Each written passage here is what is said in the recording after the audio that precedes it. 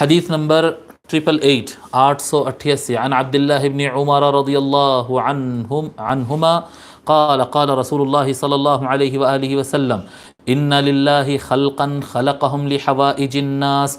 یہ حدیث ہم پڑھ چکے ہیں، پھر پڑھ رہے ہیں. رسول اللہ صلی اللہ علیہ وآلہ وسلم نے ارشاد فرمایا، بے شک اللہ تبارک و تعالیٰ کی ایک مخلوق ہے.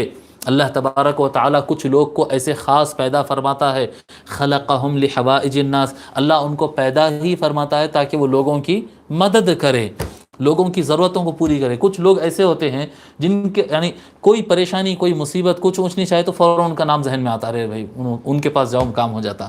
محلہ، علاقہ، رشتہ دار سب جانتے ہیں کہ بھائی ان سے مدد لو، انہوں کرتے استاد کام. تو اللہ تعالیٰ کچھ لوگ کو ایسا بنا دیتا ہے کہ جو لوگوں کے مدد کرنے ہی ان کی زندگی کا مقصد ہوتا ہے.